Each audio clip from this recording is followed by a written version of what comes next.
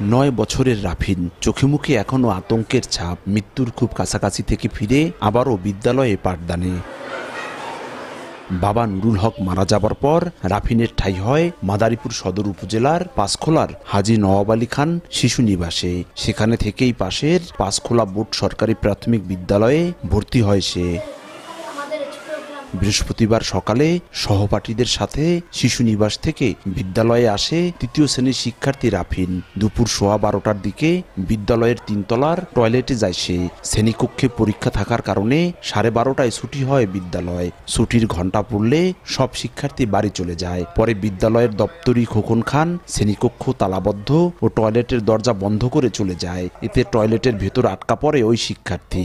এক পর্যায়ে সন্ধ্যা 6টার দিকে টয়লেটের দরজার সিটকানি ভেঙে শ্বাসরুদ্ধ অবস্থায় বের হয় সে। চিৎকার চেঁচামেচি শুনে অসুস্থ অবস্থায় বিদ্যালয়ের পাশে থাকা সাকিব নামে আরেক শিক্ষার্থী তালা খুলে রাফিনকে উদ্ধার করে। পরে দেয়া হয় প্রাথমিক চিকিৎসা।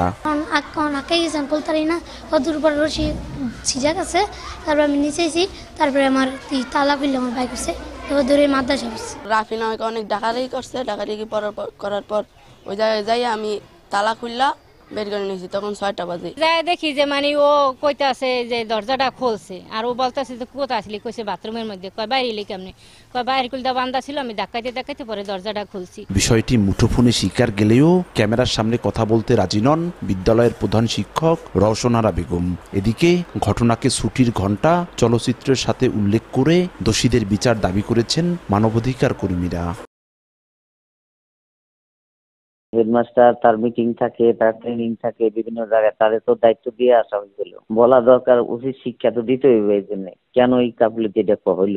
এই দায়ভার কখনোই স্কুলের শিক্ষক বা স্কুলের দপ্তরই তারা এড়াতে পারে না। আমাদের দাবি থাকবে যে এই ধরনের ঘটনা ঘটিয়েছে যারা, তাদেরকে এই অবহেলার জন্য আইনের আওতায় আনার জন্য। এদিকে ঘটনা জানাজানির পর নড়েচড়ে বসেছে জেলা প্রাথমিক শিক্ষা অফিস। এরই মধ্যে তদন্ত শুরু করেছেন কর্মকর্তারা। দোষ প্রমাণ হলে বিভাগীয় ব্যবস্থা নেয়ার কথা জানান জেলা প্রাথমিক শিক্ষা কর্মকর্তা। ফিজিক্যালি দেখা প্রয়োজন মনে করেছি। তাৎক্ষণিকভাবে আমি আমার উপজেলা শিক্ষা অফিসার সদর এবং এটিইউ সাহেব, ক্লাস্টার এটিইউ সাহেবকে বলেছি আপনারা কালকে 8টার সময় যাবেন, আজকেই 8টার সময় তারা যাবে। ফিজিক্যালি সব কিছু দেখে, আর বাথরুমটা 3 তলায় ছিল আমাকে বলেছে, তো দেখে এবং ছেলের সাথে কথা বলবে, তার মামার সাথে কথা বলবে, যে তাকে উদ্ধার করেছে তার সাথে কথা বলবে, সেই রিপোর্টটা আমাকে দেবে। রিপোর্টটা পাওয়ার পর আমি দেখব রিপোর্টে কী আসছে। যদি সেরকম কোনো দায়ী হয় বা কোনো রকমের অপরাধ থেকে থাকে, আইনগত ব্যবস্থা নেওয়া হবে, বিভাগীয় ব্যবস্থা নেওয়া হবে। 9 নং পাঁচখোলা বোর্ড সরকারি প্রাথমিক বিদ্যালয়ে 505 জন শিক্ষার্থী রয়েছে। এর মধ্যে তৃতীয় শ্রেণীতে শিক্ষার্থীর সংখ্যা 79 জন, আর 9 জন শিক্ষক ও 1 জন দপ্তরি কর্মরত রয়েছেন। সঞ্জয় কর্মকার, অভিজিৎ, সময় সংবাদ, মাদারীপুর।